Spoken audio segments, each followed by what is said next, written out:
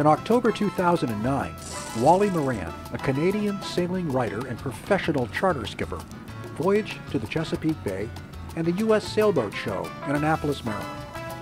There, he was a featured speaker on the topic of cruising to Cuba. Hello, and welcome to Forbidden Cuba. My name's Wally Moran. I'm a writer for Sail Magazine and for Waterway Guide, publications you've probably heard of. I'm a cruising sailor, as you probably are well. I'm also a Canadian, and as a result of that, I was able to go to Cuba last year, a trip that I believe that Americans will be able to make in the next year or two. What I'd like to do now is tell you a little bit about that trip and how I was finally able to fulfill a long-held ambition of mine to travel to Cuba. In my trip to Cuba, I deliberately chose a route which minimized overnight sails and was basically a route of day sails that any sailor of average ability with a good boat can handle. I've chosen to call that route Cuba-Hamas. What exactly do you need to go to Cuba? Well, some of your primary needs are going to be charts. Of course, the other thing you're going to need to bring along is money. Automatically assume that you are not going to be able to find most of the items you want. The communist government and the communist economy is not efficient at providing supplies. Now, fuel, there is no problem with fuel. Water, no problem with water, although make sure that you have jerry jugs because you can't always get close to the docks. Did I mention there's a problem with toilet paper? Make sure you bring lots of items like that. Navigation, of course, is an issue when you're traveling in areas such as Cuba. What I recommend that people have is your electronic charts, probably from Garmin would be the best source, paper charts from Blue Water Charts, and also your Nigel Calder's Cruising Guide to Cuba. As you can see, this is what happens if you make a mistake. The Cubans were ready to arrange a towboat for me if I was not able to kedge the boat off. However, that would have involved calling to Havana, and it would have taken Lord knows how long to get it done.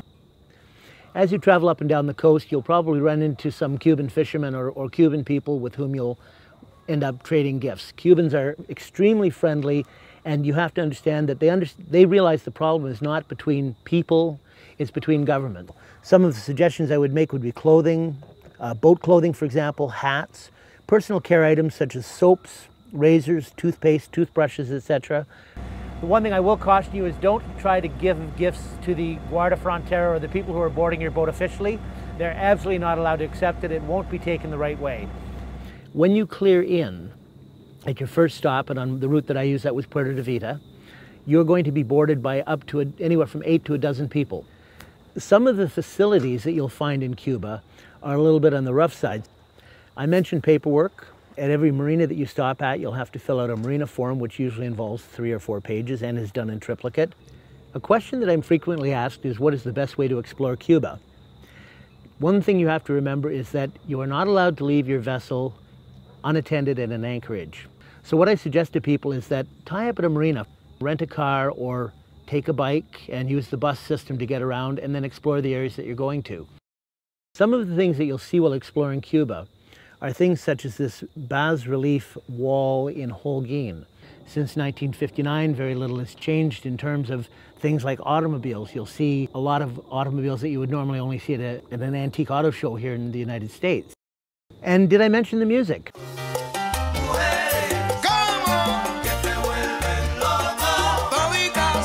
If you're interested in more details on traveling to Cuba, then I would invite you to check out my website at cubahamas.com. That's www.cubahamas.com. You can also take a look at the November 2009 issue of Sail Magazine. I have an article on Cuba that will be published in there.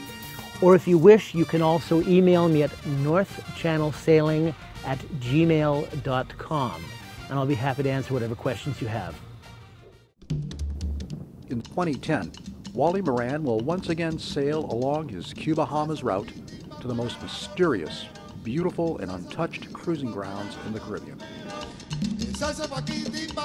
The Sailing Channel plans on taking you along as Wally explores Cuba's southern coast.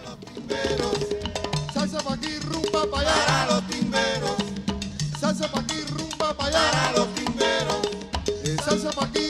pa' allá.